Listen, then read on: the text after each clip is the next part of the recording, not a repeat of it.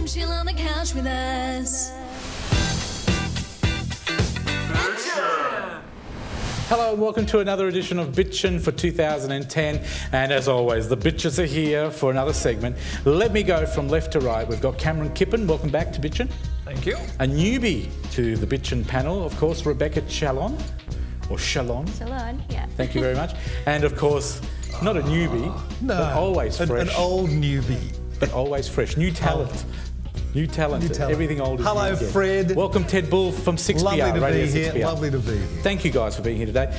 Today we've actually got 4 topics. So maybe we'll start with Cameron over in that corner. Tell us what your topic is and we'll discuss it.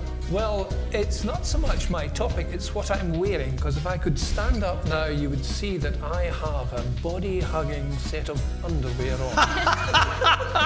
Well, it's wasting its time, isn't it? Absolutely. Yes. I don't think it's anything new, Cameron, because everything I wear is body-hugging. Absolutely. Well, the thing is, a young Australian has hit on this idea of incorporating physiotherapy taping techniques into a new fabric, which in fact makes for very comfortable and seamless underwear, which allows you to do anything, but more particularly, as once again I can demonstrate, make you look fabulous. Well, how about standing up and show us your Y fronts and what they're holding in there? Now, the thing is, I'll have to be very careful because the elastic's killing me, but here we are, as you can see. There we are. Oh, you're a strapping young man. Absolutely. And of course, this is what all us couch potatoes wear. All us Facebook people who are so excited about computers, we don't get out and do So what is it? Are they just new underwear? Well, again, the trick is that they've managed to incorporate physiotherapy taping. What is physiotherapy taping, You should Cameron? know, all you Australians who watch that terrible footy game, where you see the men coming out, they've got all this wonderful tape. So you mean underneath your singlet, your chesty bottom? we've actually got a shot of them. I think Liam's going to put one up now. Do we have one of them? Yeah, on screen. No, that's you, Fred. That's me. No, we don't have Oh, that's an example. here it is. I like these pictures. Look at the six-pack. This is pictures of me taken earlier. Looks like Tony Abbott on a good day, doesn't it? Well, Looks like Tony Abbott, all right. Helix. I tell you what, he wouldn't be the opposition leader for Well, us. that's right. But the secret, but the only thing is Thank when you, Liam. you get squeezed in, your ears pop out with him. But apart from that, what happens is helix mapping technique, which is the technical name for it.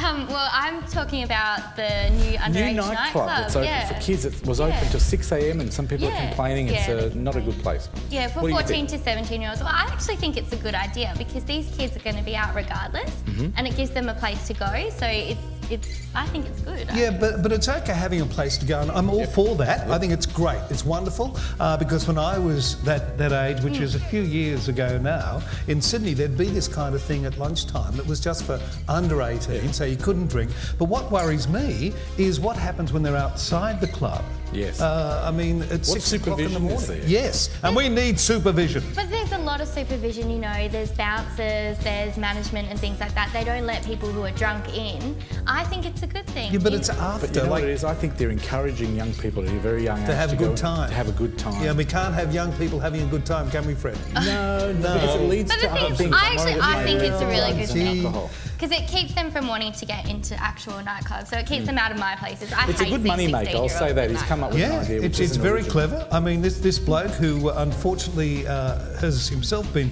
banned from licensed premises has come up with this rather smart idea. You have to wonder, I mean, I'm not knocking the man, but he's had some issues with the law, right, with the licensing side of things. The Rock was his former nightclub that got closed out. How suitable is he to run a place like this for kids if he can't even run a proper liquor licence? See, I was a very big fan of the Rock as well. I actually really loved it there, and I found it really safe. So you going to the new one? No, I'm not underage, am I? You actually have to get permission from the authorities if you're over 18. I had a problem with the Rock though. I had this age problem. I was too old. Oh, did you? In between two rocks. Yeah. Okay, third topic. You've got an interesting one. This one was fascinating where this place called Cross Your Legs Airline, or Ryanair, is charging passengers to go to the loo. So this is when they're on the plane, they want to go to the toilet. They're on the plane, they want to go to the toilet. Rafe, just an example, Rafe finds us there. He's sitting in first class. He's found this new friend that he wants to share some time with, discussing various various classic books, or Shakespeare, and he wants to go to do this in the loo, and they say, well, if you pay a fee, you can. But if you don't pay a fee, you've got to do it in front of everybody. And you know, I open things up here. What if you're not well and you've got diarrhea? What if you feel like you're going to vomit? I don't think Ray Fiennes had diarrhea. I don't think so either. But what happens in that case? Do you have to pay before you can go in the toilet? I think there's a duty of care that you really do need to supply that kind of facility. The interesting thing is, being Scots and not like to pay for anything extra, I would be tempted to do it in the aisle and see what happens. Because I have heard that the specific airline took out more seats and the toilet at the front, put in extra seats and only one toilet for everybody on the plane. Yeah, they took out 6 seats. 6 seats? So they could, they took out 3 toilets and made it so that 6 extra seats could be fitted. And you know, one of the other worries, you know, you're not allowed to take an open bottle of water. So you can't you've got to have a full bottle of water. So if you're going to use your water bottle to save your penny that you're going to spend, you empty that first, then you fill that up. And you've got to make sure you don't leave it there in case someone comes along after you. And you don't want to make sure you make a mistake, it's dark and you drink it, because it'd be a pretty good piss Well, Fred, I was heading in that direction, but I thought I wouldn't go there. Well, I thought I'd do. But you do. Although I once flew on Irish Airways, and what happened was it was a small jet, and it was half empty. And subsequently, when we were coming into Belfast, there was an announcement, could all the passengers sit at the front of the plane? And we thought, what was that all about? And apparently it's to put the weight in the front of the plane so it can go down. And then when it was taking off, we all had to sit in the back of the plane. Amazing. So do we all thumbs up or thumbs down to the toilet charge? No, you can't. You can't charge for something that's a natural thing. Well, that's true. I reckon it would piss off a lot of people. Kyle Sandilands, he's been in the news a lot. You all know he's the controversial jock.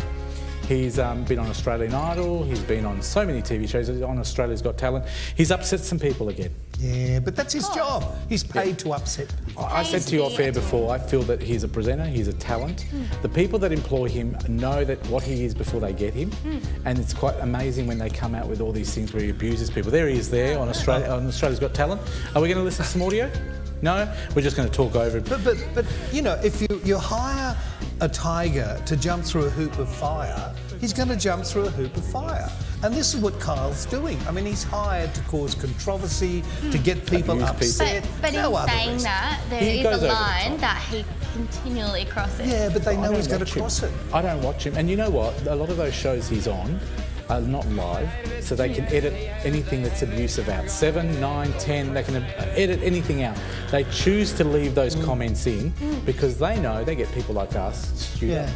And as much as Rebecca says there is a line, and I totally agree with you as a responsible broadcaster, but they decide where the line is. So in reality, he's not crossing the line because the people who run it have decided, as you say, they can edit it out. They've decided where the line is. Have you heard some of his comments about people being fat or when he doesn't have their clothes? I'm aware of it. I don't actually watch any of the programmes simply because I don't like that kind of television. It's cheap. I much prefer red faces when it comes to that type At least of thing. it's done on purposely it's done for fun. with some reasonable degree of humour and understanding.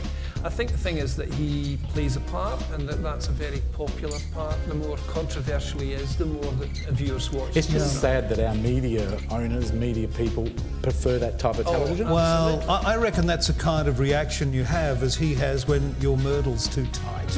I really think that's his big problem. He should loosen up his undies. He might like to stop wearing it on his head. So do you think he likes the... do you think you guys think he likes all the attention? Oh, he loves it. I mean, you work in radio. What would you... Hey, look, I think he's... Any advertising is good. Well, he's an actor, and he's a good actor and does what he does well, and he upsets people, and that's what they want, so he's achieved it. That's what they want. He's been fired and rehired so many times. It's just getting ridiculous. More than I've changed my underwear. I think history will bear out. He'll be instantly forgotten.